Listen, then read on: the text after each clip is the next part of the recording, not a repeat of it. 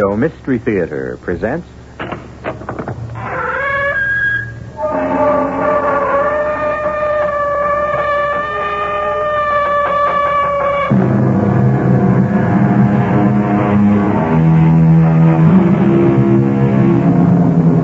Come in. Welcome. I'm E.G. Marshall. William Shakespeare's place as a poet is secure for all the ages. Yes, sometimes his towering reputation tends to scare away ordinary people. Strangely enough, the very people he wrote for, whom he fondly called the groundlings, because to watch his plays they swarmed to fill the floor of the theater where they had to stand. What drew them there? Plays of such fury, terror, excitement, suspense, and magic as the one you hear now. What did he say, Brutus? He was just playing with words, Caesar. I don't mean Cassius. I meant that voice I heard above the crowd. You didn't hear it, Brutus? No. Cassius? All right. Antony? Yes, I heard him. And his words? He said, Caesar, beware. Beware the Ides of March.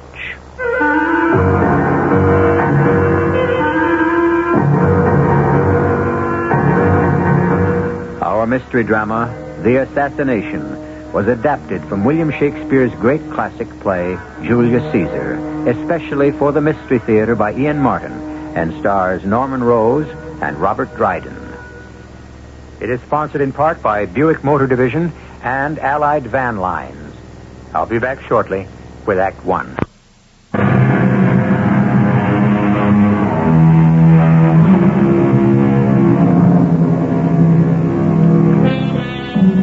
In our era of politics, the manipulation of mass emotions by all media, the tragedy of civil war, and countries divided against themselves, perhaps no story that William Shakespeare dramatized is more timely than the fall of his benevolent dictator, Julius Caesar, and the consequent and ultimate disaster of civil war. This is the story of Julius Caesar as William Shakespeare shaped it, not in his words, but the pattern of the plot.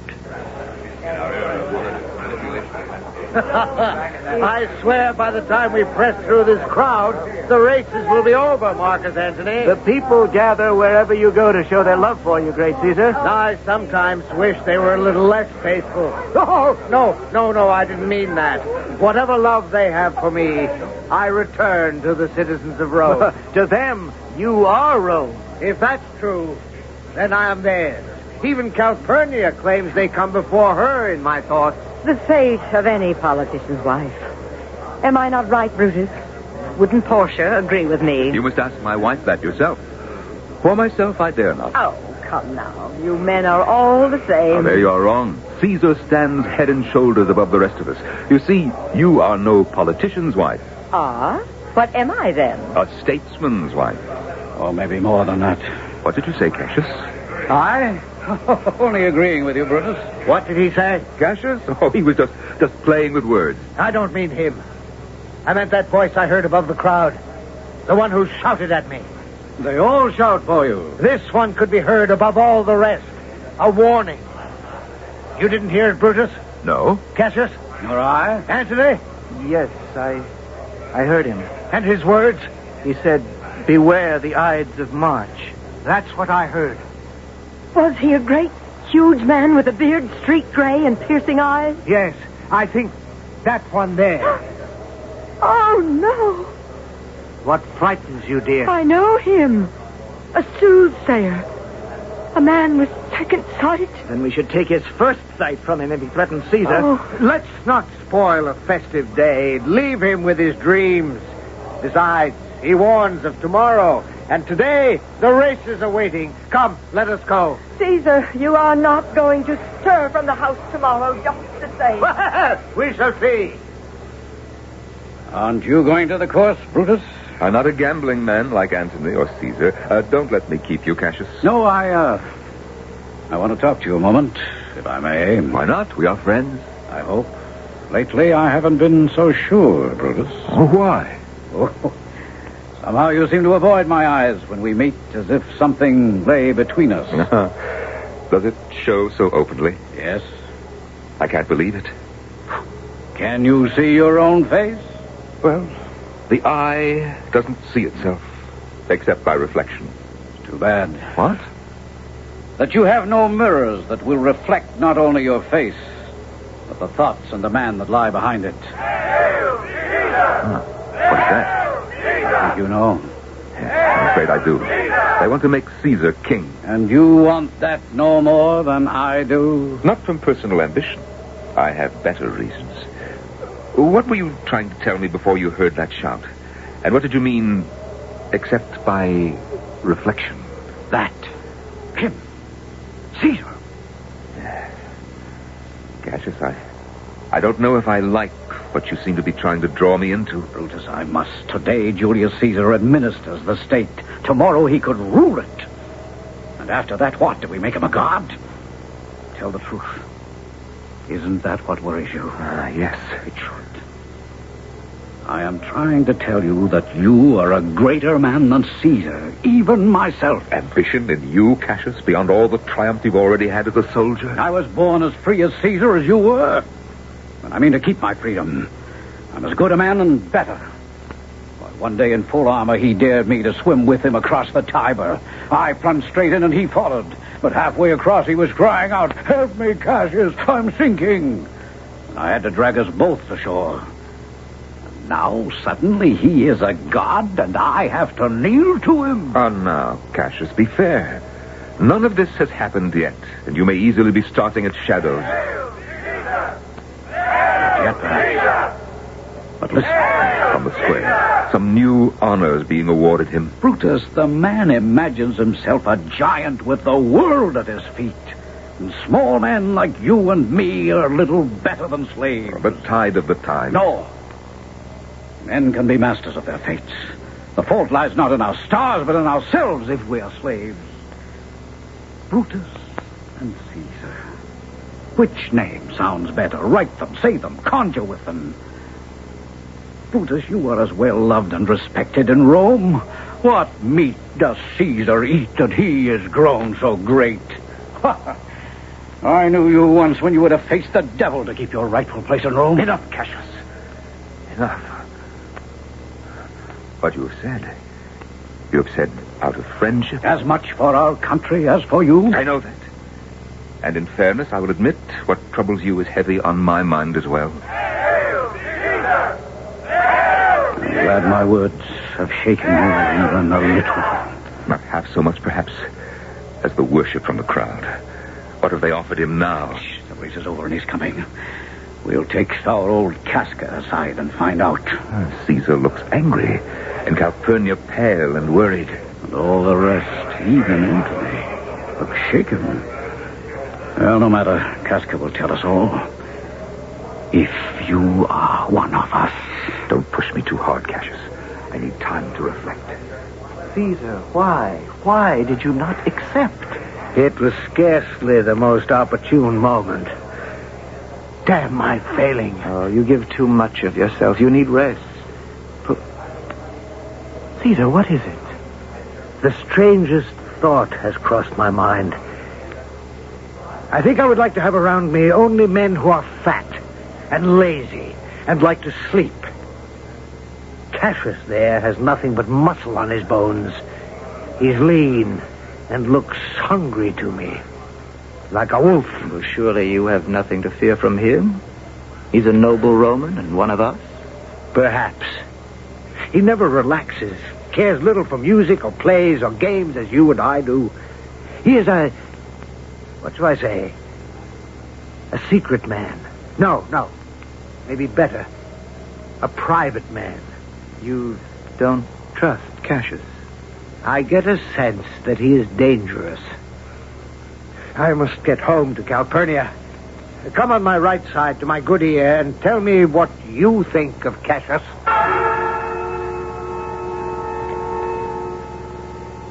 Now, Casca, tell me what happened in the forum. No sooner were they on the dais with all the crowd pressing round than his faithful doormat, Mark Antony, who would lie down and let him wipe his feet on him if Caesar asked, offered him a crown. A crown? Well, not exactly a coronet of leaves, but there was no mistaking. He was testing the public mood. For my money, Caesar was, too. How? Yeah, you heard the mob. They screamed for him to accept, but he put it aside as if he wasn't worthy of the honor. Though I, standing beside him, could smell how much he desired it. The crowd accepted his refusal? Are you mad? It was like an audience at a play. They were all the more determined to see him crowned, so Antony offered it again. He was working them up to a frenzy. And himself, you can be sure that Antony and he had plotted the whole thing between them. So that when it was handed to him a third time... Caesar took it? Well, I'm sure he planned to, but suddenly he fell down, frothing at the mouth and twitching as though he'd been run through by a sword. Well, bless the timing that he was taken by the falling sickness. We will not be so lucky again. And we should be ashamed that we are men of no resolve. We have our own sickness, the failing sickness. What is more fickle than the public? Then we must move fast to bring him down. Faster than you think. The word is that tomorrow in the Senate they mean to vote Julius Caesar king. He will wear that crown. I know where I will wear this dagger. I will be no man's slave. Nor I. The gods speak in anger, too. A good omen for us. Are we enough to carry it through? Yourself, myself, Trebonius, Ligarius, Decius, Metellus, Cimber, and Cinna. 7 we can count on. If we were 17 or 70, we wouldn't be enough without... Yes, without Brutus. He's the key. Can we win him to your cause? He is 3/4 of the way our man already. We need only some device to tip the scales. Can he be bought? Oh, No. I don't mean with gold. With power. No, he's too honest a man to care for either. There is no such a man. Everyone has his price. Huh. I know how to make Brutus one of us. Yes, to lend his name and leadership so the sheep may run for us and not for Caesar. How? We must all together write messages as though they came from the common people. Wrap them in stones and fling them through his windows tonight. What messages? Messages that call for the downfall of Caesar before he makes himself a god. And the common man of Rome spends the rest of his life in slavery. Let Rome remain a republic and let us be free men. That's all I ask to fight for. Then we all stand with you. So we are bound in blood. And no man bears the blame alone. And we make sure that death...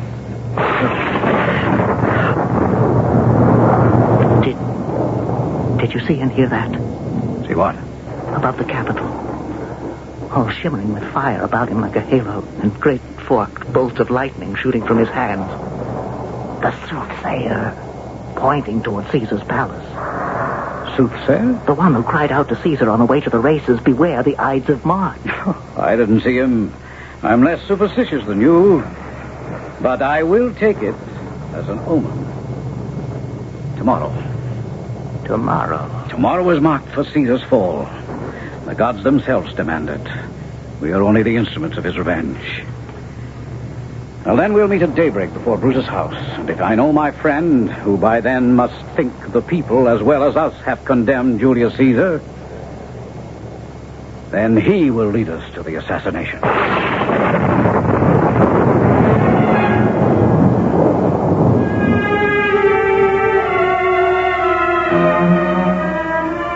Over 2,000 years ago, the world was as troubled as it is now. But what is desperately sad is that the struggle for power and the motives of the men who waged it have changed so little. I shall return shortly with Act 2.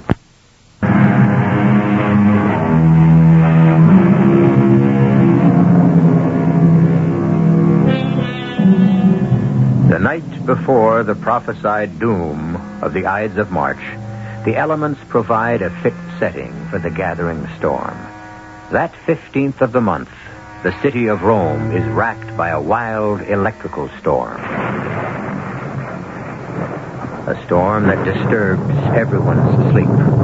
Brutus, disturbed enough himself, is kept awake by his frightened wife, Portia. And while Brutus wrestles with his conscience, he finds no sleep, as Cassius, Casca, and the other conspirators hurl messages, presumably from the people, through the windows of his house. How can I sleep? Facing the fact that if I will not see Caesar made a king, no more than that, an emperor, I have to face that other fact, that he must die. Oh, still another petition, and this time breaking my favorite urn. Are you asleep, Brutus? Awake yourself. Must Rome lie prostrate under a tyrant's foot? Are you not man enough to come forward and save the Republic? My lord, what was that crash I heard? Portia, my darling, sleep while you can. There's nothing to worry about. Oh, no, not the Grecian urn. Shattered in pieces. Oh, why? How? Another stone through the window? Another message? It seems that few can sleep tonight. Few? Oh, what's happening, Brutus? It's only a matter of state. It can quickly be resolved, but need to be in shape for tomorrow's events. Portia, do you love me? Oh, with all my heart. Go back to bed, and I will join you as soon as I can. Please. Brutus, be careful. I will take care. But of what? I dare not tell you. Who are you? Your brother Cassius and friends. Forgive us for intruding on your rest. Who rests tonight in Rome? Come in. I ask again. Who are you? Not one man among us who does not honor you or does not wish you held the same opinion of yourself which every noble Roman bears. Trebonius. Welcome. Decius. Most welcome to... Casca, Cinna, Metellus, Cimber. All welcome. But for what purpose? Where is the east? That window there.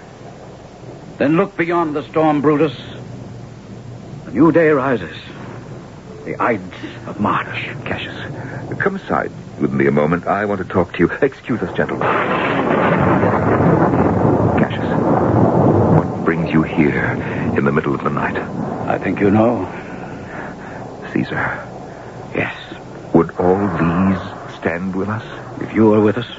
They know it must be by his death. Beneath the cloaks that shielded them when I brought them here, each man has a dagger like this. I have no personal spite against him, and yet... And yet he will be crowned king.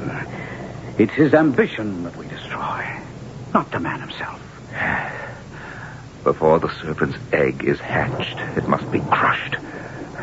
Come, brothers. I think we know our cause. Is it Caesar alone who is to die? No, Mark Antony is too close to Caesar. If he outlives him, he's shrewd enough to bring us down. Let them fall together. This is no bloodbath, Cassius. Cut off the head. But we will not hack at the limbs. We kill Caesar boldly, not in anger. Carve him as a dish fit for the gods, a sacrifice. Let us be remembered as purgers, not murderers. Brutus is right. Mark Antony is as helpless as Caesar's arm when Caesar's head is cut off. I still fear Antony. Caesar only. Now, it is time for us to part. There is one drawback. It's doubtful if Caesar will come to the capital today. Why? He's superstitious lately. Don't forget the soothsayer who warned him to beware the Ides of March. This very day? Leave Caesar to me. I promise you that I will bring him to the capital. Very well. When and how do we strike? It must be openly, before all. Let's see. Yes, why not? Metellus has a suit for Caesar to give amnesty to his banished brother, Casca Cassius, and I will press this suit while Trebonius draws Antony aside. The others gather about Caesar, and on a sign, we strike. Agreed? Good plan. Agreed. Then let us meet at the capital. Till then. Till then. All right. The sun is rising on the Ides of March. Oh, Caesar, you should beware. Forgive us for what must be done. What must be done? Portia, why didn't you stay in bed? It's a raw, cold morning and bad for your health. I'm afraid, Brutus. Who were those men who came here, hiding their faces in their cloaks, coming by night like criminals? Something awful has happened or is to happen that makes you sick at heart. Oh, my darling, I want to share your grief. Hush, darling. Nothing for you to worry about. I'm your wife, not your mistress. Don't I deserve your confidence? What is it, Portia? Nothing but my sickness. Oh, help me back to bed. I'll carry you back to bed. Your heart against mine.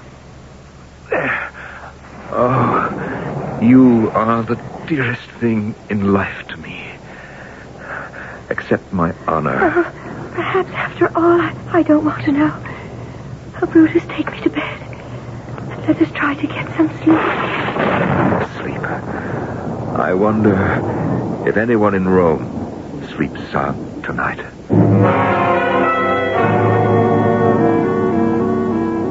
Good morning, Caesar. Brutus!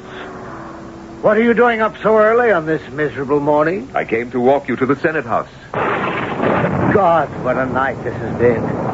My poor wife, racked by nightmares, crying out 3 times in her sleep, "Help, they're murdering Caesar!" In her sleep. At least she did better than I did. I found the thought of having my throat cut kept me uncomfortably awake. I'm not sure I should go to the capital today. Not go today, but... Caesar, where are you? Forgive me a moment, Brutus. Calpurnia is calling me. Oh, may I wait? I want to talk to you further. By all means. I won't be long. Who's outside with you? Brutus. Brutus? What is he doing here this hour of the morning? He came to walk with me to the Senate House. No, Caesar. You're not setting foot out of this house today. I must, Calpurnia. It is expected of me. My beloved, for your own sake. It has been a week of ill omens. My sleep has been one long nightmare, and I tell you, that man yesterday who warned you to beware, he made my blood run cold. Who can fly in the face of fate? If there are omens and predictions, there is much for the common man as Caesar. There are no comets in the skies when beggars die. The heavens light up only for the death of princes. And cowards die many times before their deaths. The valiant taste death only once. How can a man fear death, knowing that it cannot be avoided, and will come when it will come? If you have a heart, listen to me, my darling.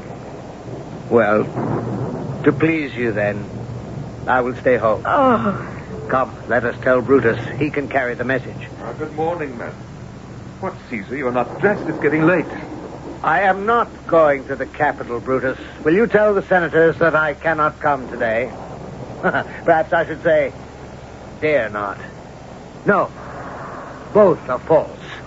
Simply say, I will not. Brutus, say he is sick. No lie. Just tell them, Brutus, I will not come. I asked you to give me some reason to give them when they ask. Why not? It is my will. That is enough. He was warned to beware the Ides of March. By a rag picker who dreams of having second sight? If he had true insight, what he would have said was, all hail the Ides of March. For I must tell you now what the Senate is waiting to tell you itself. Today, you will be offered a crown and made our king. Let them make him king tomorrow. Calpurnia, you know these senators and their pride as well as I do. Can we be sure they will stay with their resolve if I must tell them how lightly Caesar prized the crown they offer? Oh, forgive me, Caesar, if I speak openly. Unless you do not want the crown. Not want it? My greatest ambition, the culmination of all my life. Come, Calpurnia, help me with my robe, for I must not keep Brutus or the Senate waiting.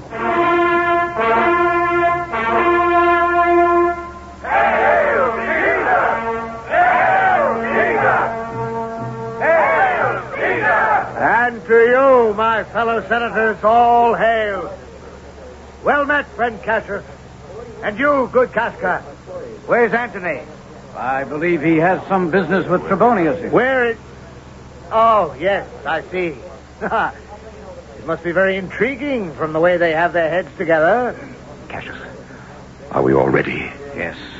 And Cascus has to waste no time, for there's some chance our intentions may be known. Then this is the hour. Caesar, may I and some others take you aside for a moment before the general business begins? Today I could refuse no man any request. What is it, gentle Brutus? In the matter of Trebonius' suit. For amnesty for his friend Metellus' brother. To repeal the decree of banishment. Ah, now I see why Trebonius is bending Antony's ear, but all in vain. We all know the reasons involved. Don't question me any further. Just accept that someone must lead and be unshaken.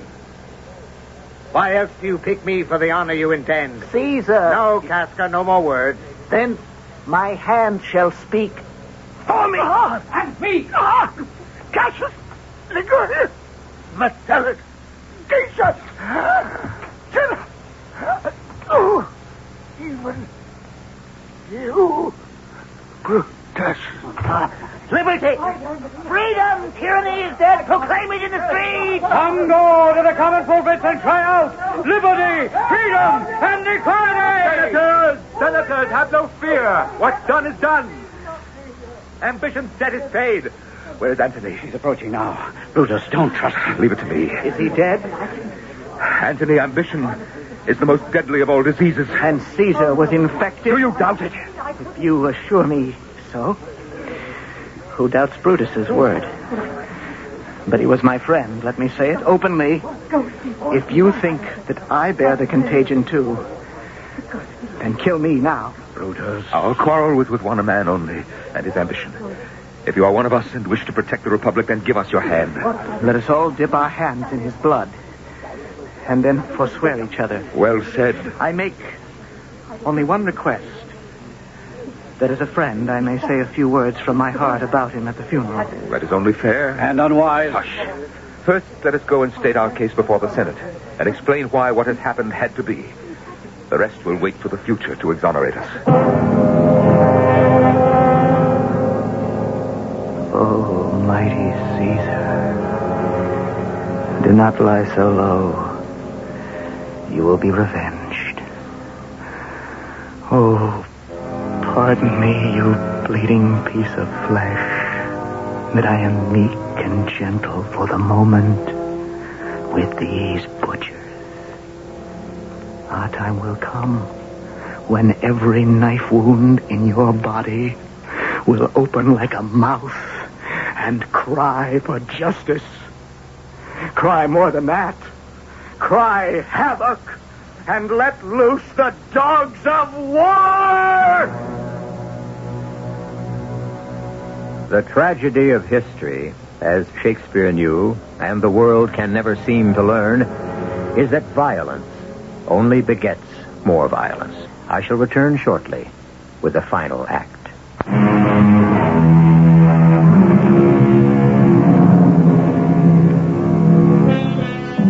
Over 2,000 years ago, Julius Caesar was cut down in bleeding ribbons by a cabal of his fellow senators. Whatever Caesar's motives may have been, his death is fait accompli, and we are about to face the chaos of a country in disorder. It is the day of Caesar's funeral, and he lies in state in the Forum.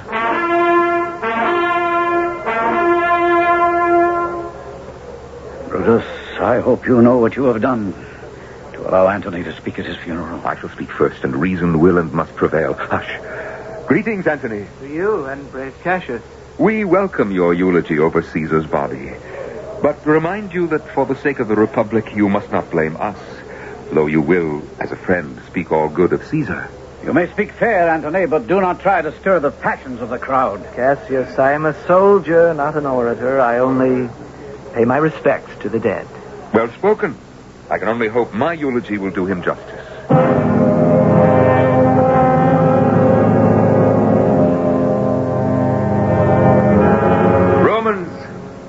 Countrymen, hear me for my cause. What I have done was not because I loved Caesar less, but that I loved our country more. As Caesar loved me, I weep for him. As he was valiant, I honor him. But as he was ambitious, I slew him. I slew my best friend for the good of Rome. And here in my hand I have my own dagger when it shall please my country to ask my death. No! Good Good citizens, let me depart alone in my grief. And for my sake, stay here with Antony and listen to his farewell to the great man we have lost. Can a man be too honest for his own or anyone's good? If he can, there he goes. Brutus, my friend. And fool, so it may prove. Hush, Antony. Friends, Romans, countrymen, I come to bury Caesar, not to praise him. The evil that men do lives after them. The good is so often interred with their bones in the grave. So, let it be with Caesar. The noble Brutus says he was ambitious, and this must be true. For Brutus is an honorable man, if false. And grievously has Caesar paid for it. But I am here under leave of Brutus and the rest to speak over the corpse of my dear friend, whom Brutus, that most honorable man, has said was ambitious. Enough. You said enough. Too much, I begin to realize. But you cannot stop him now. He has caught the crowd. Only yesterday, the word of Caesar could have stood against the world. Now, he lies there, with none to do him reverence. Oh, Romans, if I were disposed to stir your hearts and minds to mutiny and rage, I should do Brutus wrong, and Cassius wrong, and all those honorable men who brought him here. My God, that is enough. I'll drive him from the pulpit. If you dared try, the crowd would pull you apart. I made a mistake to give Antony a forum. Do you see this parchment? It is his will. His will. Quiet, gentlemen, if you have tears, prepare to shed them now. Think of this mantle pierced by envious daggers here. Cassius. Here. Casca. Here.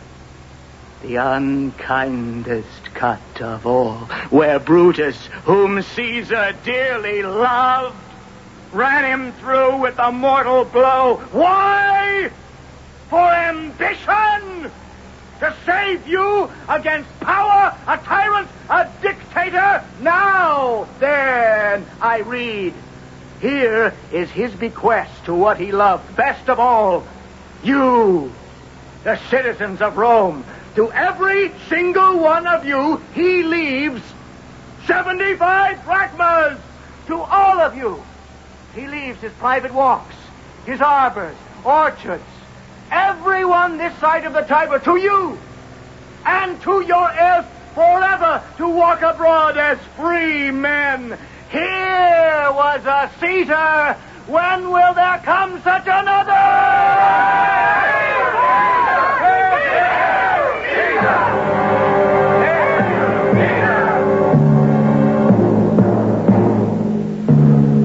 I knew we should have killed Antony, too. I was wrong. Not in what I did, but in what I did not do. Now our lives are in peril. What steps do we take? Antony will league himself with Caesar's nephew Octavius. And with all the city behind him, he has an army ready-made for the field. He has no talent to rule. His triumph is temporary. But strong enough this moment to present us with our heads. If we're wise, we will start at once to levy armies. For there will be civil war.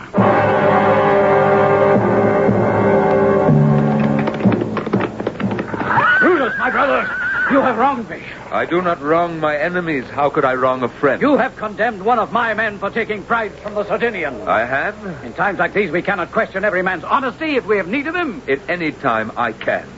And I tell you frankly, Cassius, that you yourself are accused of having an itching palm. By God, if you were not Brutus, I would run you through for that. Did we bleed Caesar for anything but the sake of justice? If we did it to enhance ourselves, to live by bribes, to dirty our hands for money, then by God, I would rather be some dog, my tail between my legs, baying at the moon. You call me dog? I won't take it. I'm a soldier older than yourself, abler than you in practice. You are not, Cassius. You expect me to take this? Aye, and more.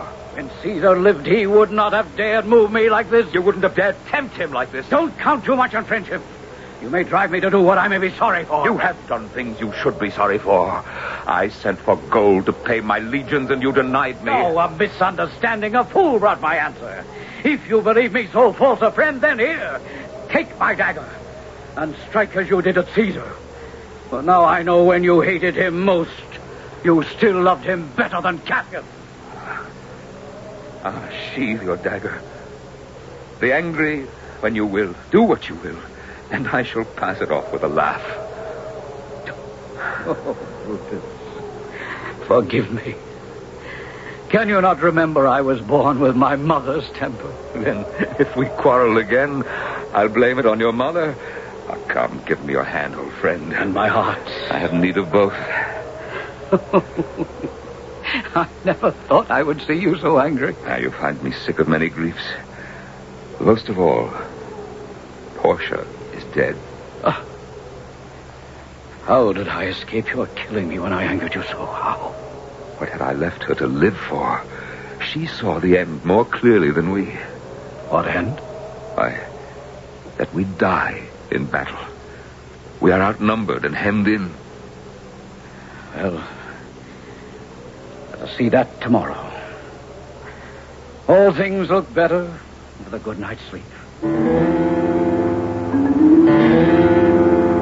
Brutus! Marcus Brutus! Marcus Who's there? Brutus! Who speaks? Who's without there? My voice speaks to you from within, and with many mouths, the mouths of all my wounds. Great Caesar. No longer great. Why must you haunt me? Ask yourself that question, or ask me again when we meet at Philippi.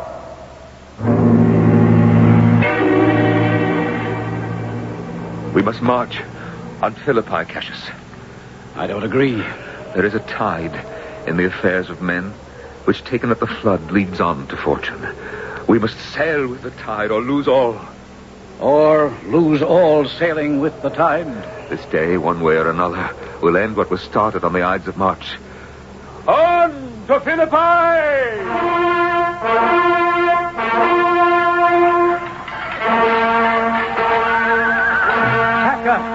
How goes the battle? Against us, Captain. We are outnumbered and outflanked. And Metellus? Dead. Drowned beneath the horse's hooves, Cinna, too, and Ligarius. And I will not live from the thrust where Antony ran me through. And Brutus? Surrounded, held at bay like a stag, the hound yapping at his feet. Oh, what kind of coward am I? I will not live to see my best friend taken, and no man shall take me. How is it with you? No enemy shall take me but death. Then let me join you. Here. With this good sword I ran Caesar through. Take it by the hilt. No, Casca. Yes, Casca. Would you have me live a slave when I can still die free? Now, my face is covered. Guide the sword and strike. Well, struck. Noble Casca. Oh, Caesar, you are revenged. And with the sword that killed you. You, fellow, are you not servant to Brutus? Yes, master. Go bring him the news of all who are dead. And tell him, if leave, you can add Casca's name to the list.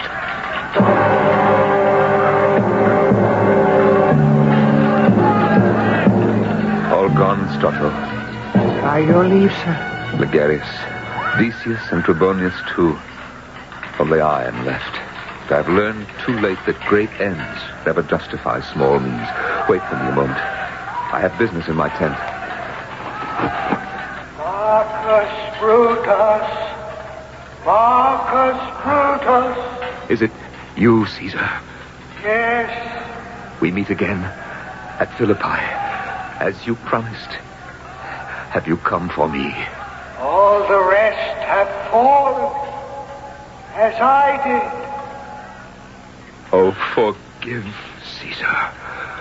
Oh, Strato. Yes, my lord. Strato.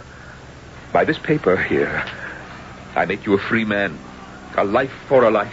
If you do me one last favor in exchange, hold my sword.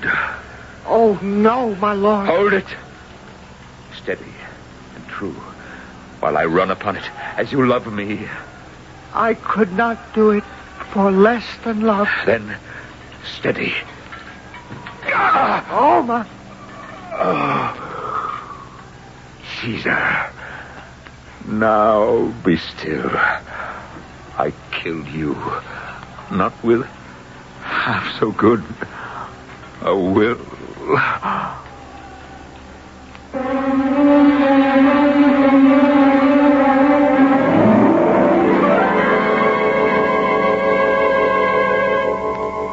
No better epitaph from me than Antony's words when he found Brutus dead. All the conspirators, save only he, did what they did in envy of great Caesar.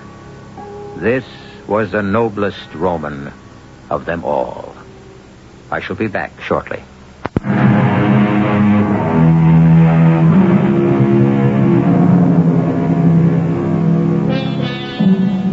So many people shy away from Shakespeare, afraid of the imagery of his poetry, that he is hard to understand and his plots are hard to follow. We hope now that you will find he wrote of men and women not so unlike you and me, except for the customs of their time, but flesh and blood, and as exciting as any tale we may have brought you on this series. Our cast included Norman Rose, Robert Dryden, Joan Shea, Russell Horton, and Ian Martin. The entire production was under the direction of Hyman Brown. This is E.G. Marshall inviting you to return to our Mystery Theater for another adventure in the macabre. Until next time, pleasant